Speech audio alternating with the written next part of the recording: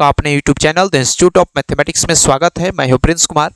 हम लोग profit and loss, लाभ और हानि पढ़ रहे थे। इसके पहले के क्लास में हम लोगों ने प्रॉफिट एंड लॉस, लाभ और हानि से संबंधित बहुत सारे कंसेप्ट्स को क्लियर किया था। उसी तरीके से आज के क्लास में हम लोग एक बहुत ही इंपॉर्टेंट कंसेप्ट्स को पढ़ेंगे, जिस कंसेप्ट से आपके पेपर में, चाहे वो प्री का पेपर हो या मेंस का पेपर हो, दोनों ही पेपर में आपसे सवाल पूछ लिया जाता है।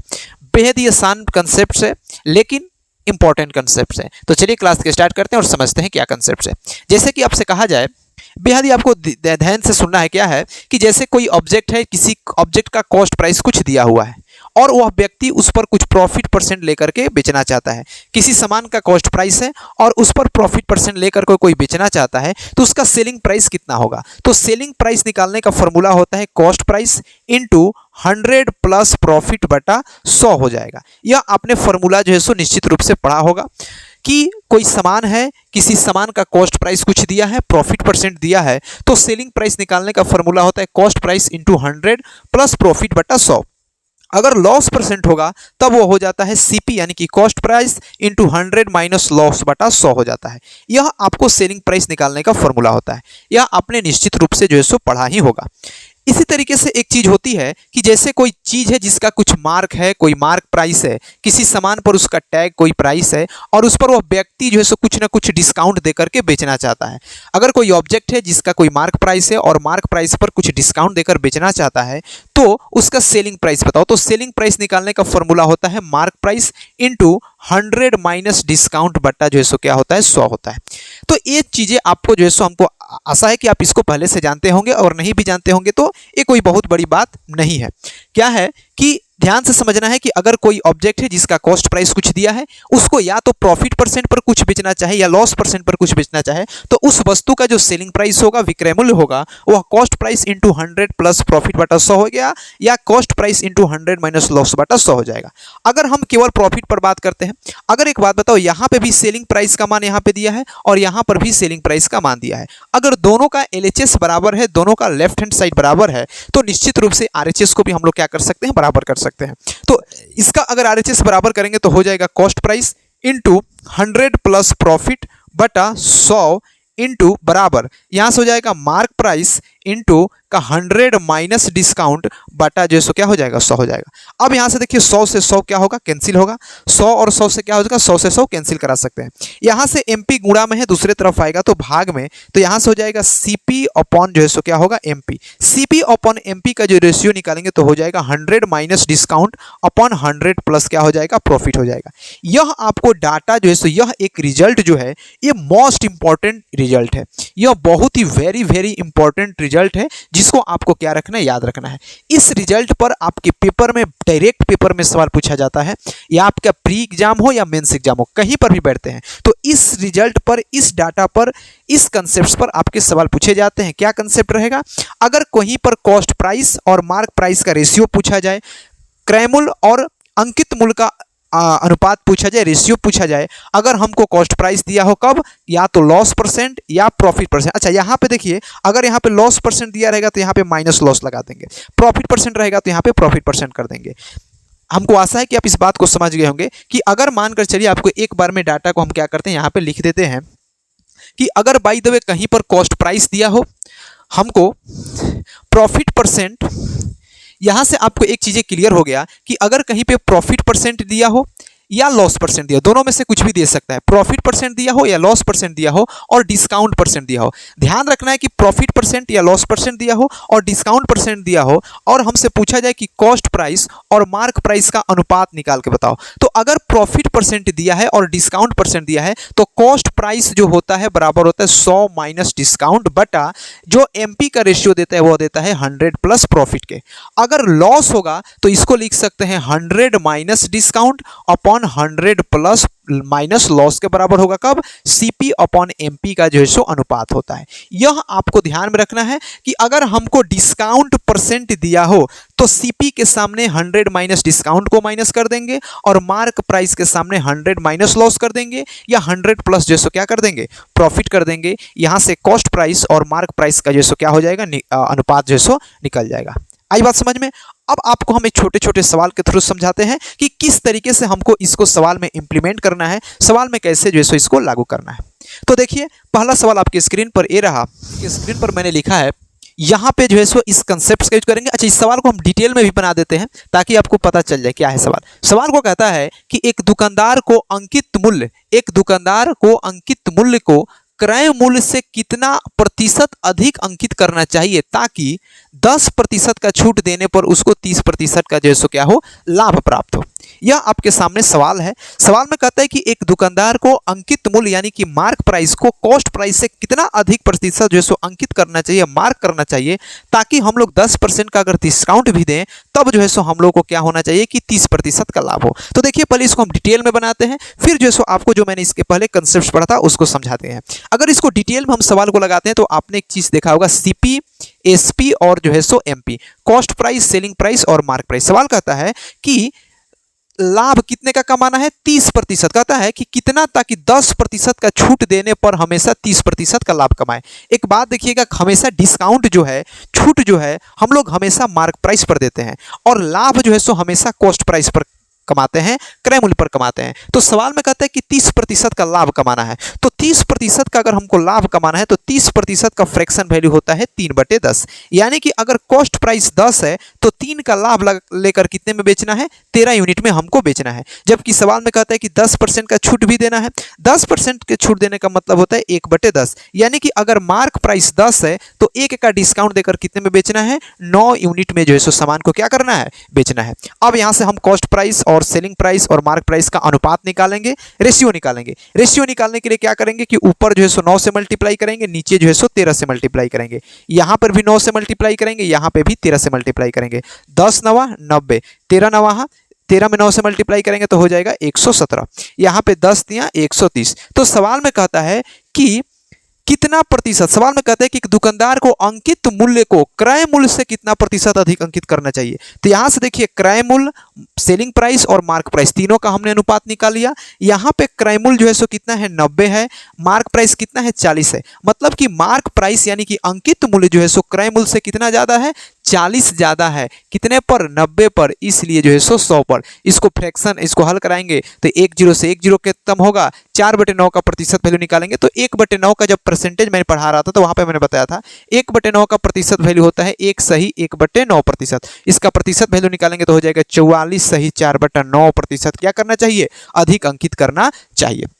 तो ये तो हुआ सवाल को डिटेल में करने का तरीका। इसी सवाल को मैंने जो आपके थोड़ा देर पहले कंसेप्ट बढ़ाया था कि अगर हमको प्रॉफिट परसेंट दिया हो और डिस्काउंट परसेंट दिया हो तो कॉस्ट प्राइस और मार्क प्राइस का जो रेशियो होता है वह होता है 100 minus discount upon 100 plus profit के क्या होता है, बराबर होता है।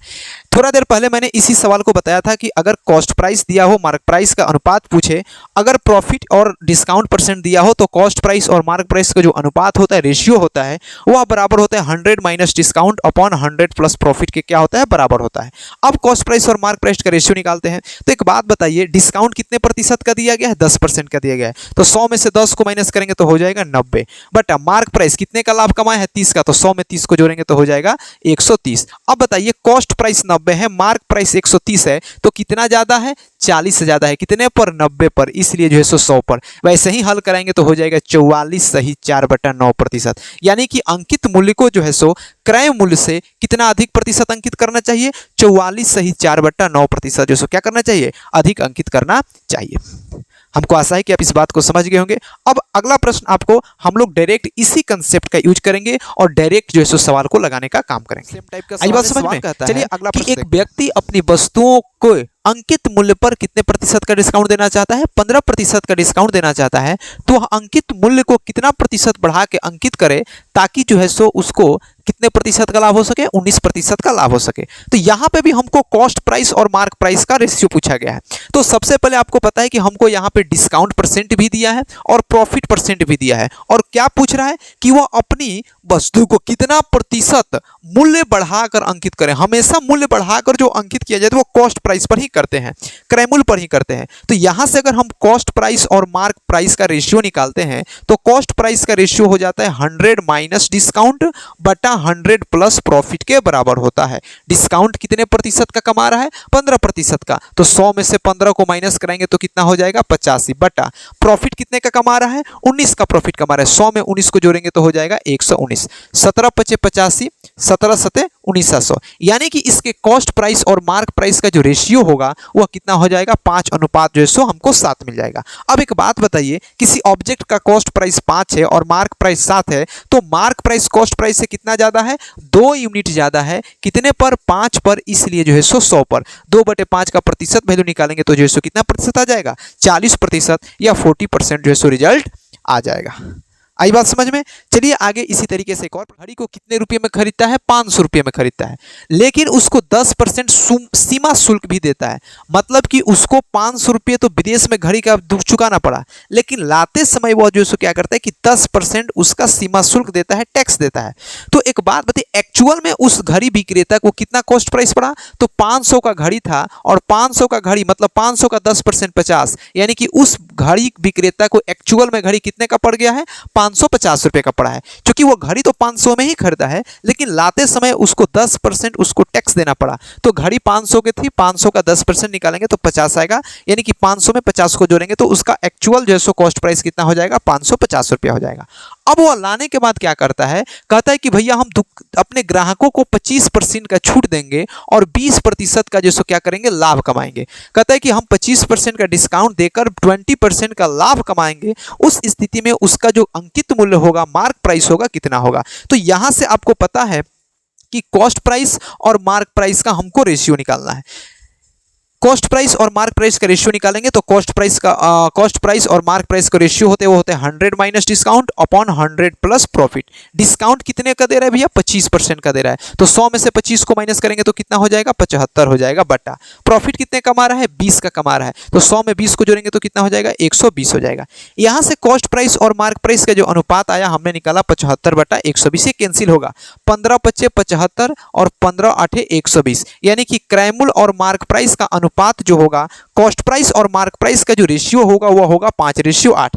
कहने का मतलब है कि अगर उसका कॉस्ट प्राइस 5 यूनिट है तो सेलिंग मार्क प्राइस जो कितना होगा? 8 यूनिट रुपया होगा। लेकिन सवाल में कहता है कि नहीं, उसका एक्चुअल में कॉस्ट प्राइस कितना है? 550 रुपया है। तो 5 यूनिट अगर रिप्रेजेंट करेगा 550 को, तो 1 यूनिट जो किसको रिप्रेजेंट करेगा? 110 को रिप्रेजेंट करेगा। इसलिए 8 यूनिट किसको रिप्रेजेंट करेगा? 8 में 110 से मल्टीप्लाई कराएंगे तो हो जाएगा 880 रुपया। मतलब कि उस दुकानदार को जो उस घड़ी पर कितना रुपया मार्क करना चाहिए? 880 रुपया मार्क करना चाहिए। 880 रुपया उस पर अंकित करना चाहिए, ताकि वह 25% का छूट दे करके 20% का जो क्या कर सके? लाभ कमा सके।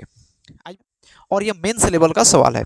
सवाल कहता है कि यदि एक व्यापारी एक वस्तु को उसके अंकित मूल्य पर 20% का छूट देकर उसे 25% का लाभ प्राप्त करता है।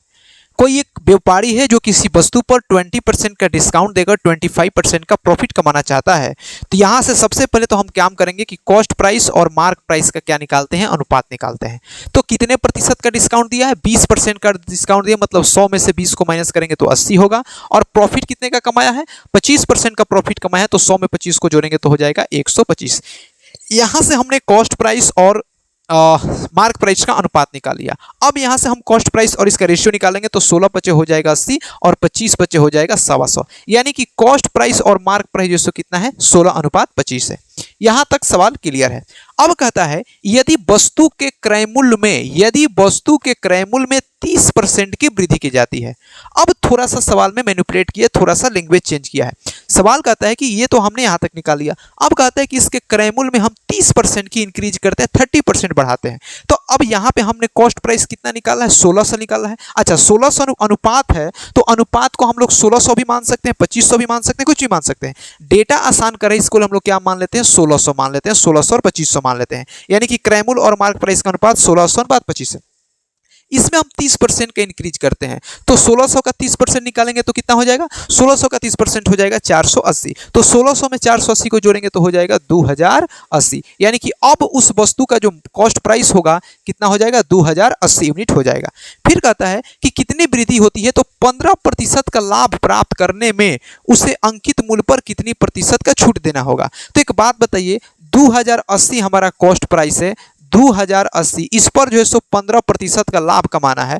तो कॉस्ट प्राइस इंटू 100 प्लस 115% में बेचेगा तो 115 बटा जो है सो कितना हो जाएगा, 100 हो जाएगा। इसको अगर हम 5 से कैंसिल कराते हैं तो 5 से कैंसिल कराएंगे तो 20 होगा, सॉरी 5 से कैंसिल करेंगे तो यहाँ पे 23 हो जाएगा, 5 से कैंसिल कराएंगे तो 20 होगा। 1 0 से 1 0, इसको 2 से कैंसिल कराएंगे तो हो जाएगा 104। 104 में अब 23 से मल्टीप्लाई कराते हैं तो 23 चौका होता है 92 का, 23 चौका होता है 92 का 2 कैरी 9, यहाँ से हो जाएगा 9 और 23 से कम 23, यानी कि अब इस वस्तु को हमको कितना में बेचना होगा, 2392 रुपया में बेचना होगा, 2392 रुपया में बेचना होगा। हमारा मार्क प्राइस कितना है, 2500 है।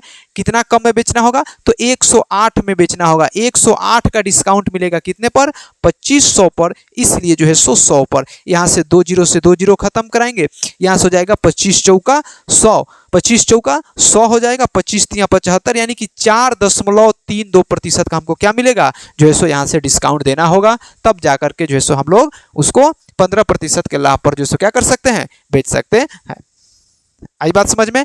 चलिए आगे एक और प्रश्न लेते हैं कि यदि इसी व्यापारी एक वस्तु के अंकित मूल्य पर 10% की छूट देने पर भी उसको 20% का क्या होता है, लाभ होता है। यदि वस्तु का अंकित मूल्य यानी कि मार्क प्राइस 800 रुपया है तो उसका कॉस्ट प्राइस जो है सो ज्ञात करना है। तो आपको मैंने पहले बताया था कि अगर हमको प्रॉफिट परसेंट और डिस्काउंट परसेंट दिया हो, कॉस्ट प्राइस और मार्क प्राइस में कुछ रिलेशन पूछ रहा है, तो कॉस्ट प्राइस और मार्क प्राइस का जो रेशियो होता है, अनुपात होता है, वह होता है 100 माइनस डिस्काउंट और 100 प्लस प्रॉफिट के क्या होता है, बराबर होता है। तो एक बात बताइए, वो कितने प्रतिशत का डिस्काउंट देता है, 10% का डिस्काउंट होता है। तो 100 में से 10 को माइनस करेंगे तो कितना हो जाएगा, 90 हो जाएगा, बट्टा वह 20% का लाभ कमाना चाहता है तो 100 में 20 को जोड़ेंगे तो हो जाएगा 120। इसको अगर हम कैंसिल कराते हैं तो 30 तिया 90, 30 चौका 120, मतलब कॉस्ट प्राइस और मार्क प्राइस का अनुपात जो है कितना हो गया, 3:4 आ गया।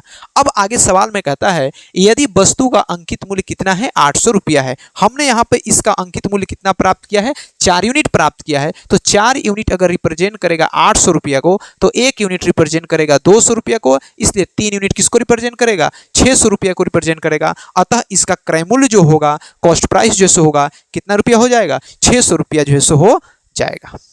आई बात समझ में। चलिए आगे इसी तरीके कहता है कि यदि एक रेडियो का अंकित मूल्य 690 रुपया है, कोई रेडियो है जिसका मार्क प्राइस 690 रुपया है, एक दुकानदार 10% छूट देने के बाद 8% का लाभ कमाता है, तो यदि कोई भी छूट नहीं दी जाए तो उसका लाभ प्रतिशत क्या होगा। तो देखिए मैंने शुरू में ही बताया था कि अगर आपको डिस्काउंट परसेंट, प्रॉफिट परसेंट दिया हो, अगर आपसे पूछा जाए कॉस्ट प्राइस और मार्क प्राइस का अनुपात निकाल के बताओ, तो कॉस्ट प्राइस का रेशियो होता है 100 minus discount upon 100 plus profit के बराबर होता है। कितने प्रतिशत का डिस्काउंट दे रहा है, 10% का डिस्काउंट देता है। तो 100 में से 10 को माइनस करेंगे तो हो जाएगा 90, बटा कितने प्रतिशत का लाभ कमाता है, 8% का लाभ कमाता है। 100 में 8 को जोड़ेंगे तो हो जाएगा 108, ये हो जाएगा 18/95, 18 की टोटल सा, यानी कि 5/6। कॉस्ट प्राइस और मार्क प्राइस का अनुपात जो है कितना हो जाएगा, 5:6 आ जाएगा। यहाँ पे एक बात बताइए, कहता है कि दुकानदार इस पर कोई डिस्काउंट ही नहीं, सॉरी इस पर कहता है कि कोई छूट नहीं देता है। अगर उसका कॉस्ट जितना मार्क प्राइस है उतना पर ही बेच दे। तो एक बात बताइए, अगर उसका कॉस्ट प्राइस 5 है और मार्क प्राइस 6 है तो कितने का लाभ मिलेगा उसको, 1 का लाभ मिलेगा। कितने पर, 5 पर, इसलिए जो है 100 पर। 5 से 20 को घटाएंगे तो हो जाएगा 20%। अगर वह दुकानदार उस पर 1% का भी उस पर मार्क प्राइस पर ही सामान को बेच देता है तो कितने प्रतिशत का लाभ होगा, 20% का जो है लाभ होगा। हमको आशा है कि आप इस बात को समझ गए होंगे। इसके आगे नेक्स्ट क्लास में मिलेंगे। जय हिंद।